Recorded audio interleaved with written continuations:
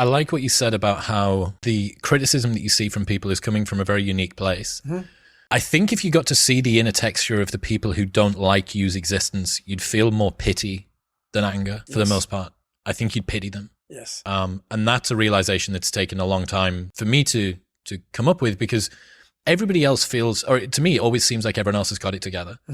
Because I get to see only what you choose to say, only what I'm around you doing that I get to see, whereas I get to observe my own inefficiency and foibles 10,000 times a second, right? I get to watch the texture of my own mind be completely unresponsive and useless. I see every single prideful decision, every single lie that I tell myself, every single time I make a promise and don't keep it. But I don't get to see that from everyone. So I'd always presume, because of this asymmetry, that everybody else had it sorted and I didn't. And it also made me think that everybody else's opinion was this perfectly balanced, well-researched, beautifully, they had me nailed down to a T. And what they were telling me was the truth.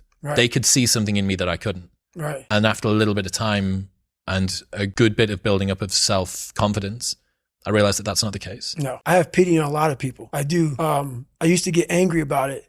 Like there was this guy, I talked about it on Rogan, this guy from SEAL Team 6 who went out there when I started becoming more famous. He went out there and just tried to destroy me, tried to literally destroy me.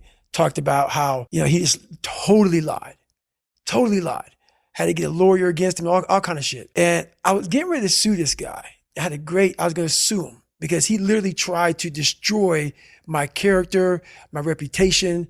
Went out there and just lied his ass off. And I thought to myself, it's about 2 months into it. I sat back and I started feeling sorry for this guy.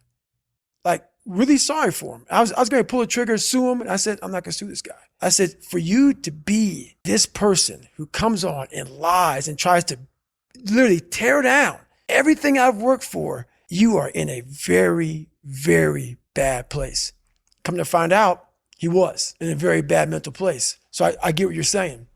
I've learned to study people before I react, because there's no successful person in the world who's in a good headspace that's going to ever attack anyone in that kind of manner. There's always going to be something wrong with them.